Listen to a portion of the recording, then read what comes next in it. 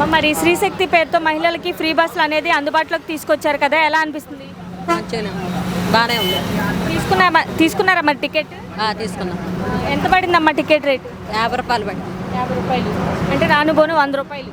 100 రూపాయలు. మరి ఇప్పుడు ఆ 100 రూపాయలు మిగిలిపోయినట్టు అంటారా? మిగిలిపోయినట్టేగా. మరి ఎలా అనిపిస్తుంది? చంద్రబాబు నాయుడు గారు మహిళల గురించి ఆలోచించి మరి ఇటువంటి పథకాలన్నీ తీసుకురావడం ఎలా అనిపిస్తుంది? బాగానే ఉన్నాయి పథకాలన్నీ, మళ్ళీ మళ్ళీ రావాలని కోరుకుంటున్నాం. మా ఆడవాళ్ళ గురించి బాగా ఆలోచిస్తున్నాడు కాబట్టి మళ్ళీ రావాలని కోరుకుంటున్నాం.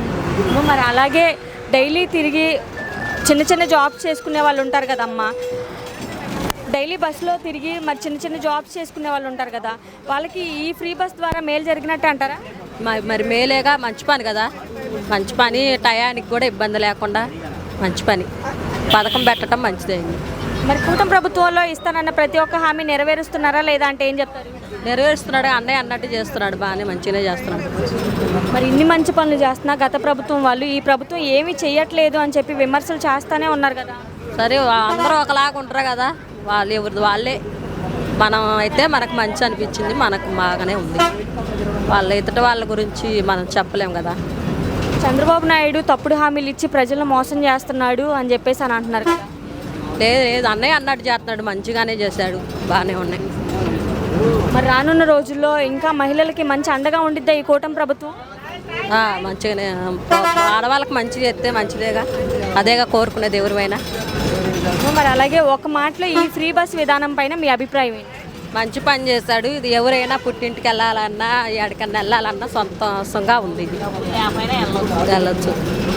మరి కూటమి ప్రభుత్వం మంచి ప్రభుత్వం అంటారా? ప్రభుత్వం మంచిదే, మళ్ళా రావాలి. ఇప్పటి వరకు మరి కూటమి పరిపాలన అనేది ఎలా అనిపించింది? పాలన అయితే బాగానే ఉందమ్మా, అందరం హ్యాపీగా ఉన్నాం. తల్లికి వందనం పడుతుంది, రైతు అన్న భరోసా పడుతుంది, మిగతా అన్నీ కూడా కార్యక్రమాలు బాగానే జరుగుతున్నాయి. మన అమరావతి రాజధాని కూడా డెవలప్మెంట్ చేయడానికి కూటమి వాళ్ళు చాలా ప్రయత్నాలు చేస్తున్నారు, అవి లైన్లో కూడా వస్తున్నాయి. అమ్మ మరి చంద్రబాబు నాయుడు గారి పరిపాలన అనేది ఇప్పటి వరకు చూశారు కదమ్మా, మరి చంద్రబాబు నాయుడు గారి పరిపాలనకి జగన్ పరిపాలనకి ఏమైనా తేడా అనిపించిందా? చాలా తేడా ఉందమ్మా. ఏ విషయంలో నీకు తేడా కావాలో చెప్తే దాన్ని మేము వివరంగా చెప్తాము. అంటే మీకు అనిపించింది చెప్పండి. బాబు గారు వచ్చాక మాకు పనులు అంటూ ఉంటున్నాయి. ఇప్పుడు కార్మికులకు వచ్చేటప్పటికి పనులు ఉంటున్నాయి, ఇసుక ఉండటం వల్ల పనులు ఉంటున్నాయి. ఉద్యోగాలు లేనప్పుడు స్కిల్ డెవలప్మెంట్స్ అని తీసుకున్నారు, వాటికి ఉద్యోగాలు చూపిస్తున్నారు.